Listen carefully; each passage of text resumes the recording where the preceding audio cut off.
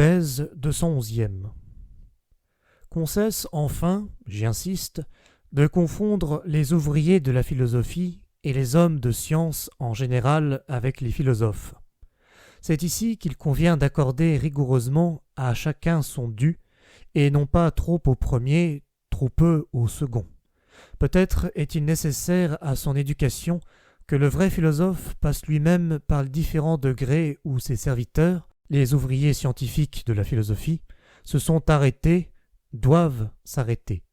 Peut-être doit-il avoir été lui-même critique, sceptique, dogmatique, historien, et par surcroît poète, collectionneur, voyageur, déchiffreur d'énigmes, moraliste, voyant, esprit libre, avoir été presque tout pour être en mesure de parcourir en son entier le cercle des valeurs et des sentiments de valeurs humaines, et de considérer les choses à travers toutes sortes d'yeux et de consciences, d'en haut regardant vers tous les lointains, d'en bas vers toutes les cimes, d'un coin dans toutes les directions.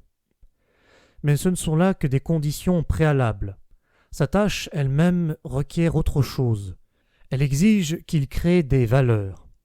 Ces ouvriers de la philosophie, taillés sur le noble modèle de Kant et de Hegel, ont à établir et à formuler, que ce soit dans l'ordre de la logique, de la politique, de la morale ou de l'esthétique, une masse considérable de jugements de valeur, c'est-à-dire de valeurs qui ont été posées, créées autrefois, qui sont devenues prépondérantes et sont nommées vérités pour un temps. Il appartient à ces chercheurs de rendre clairs, intelligibles, tangibles, maniables tous les événements et les jugements antérieurs, d'abréger les longueurs, d'abréger le temps même et de dominer le passé tout entier.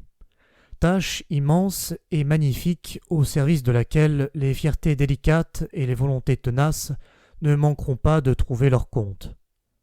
Mais les philosophes proprement dits sont des hommes qui commandent et qui légifèrent.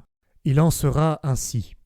Ils déterminent la destination et la finalité de l'homme et disposent pour cela du travail préparatoire de tous les ouvriers de la philosophie, de tous ceux dont le savoir domine le passé. Ils tendent vers l'avenir des mains créatrices. Tout ce qui est, tout ce qui fut, leur devient un moyen, instrument, marteau. Leur connaissance est création. Leur création est législation.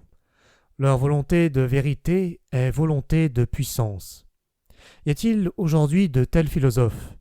Y eut-il déjà de tels philosophes? Ne faut-il pas qu'il y ait de tels philosophes?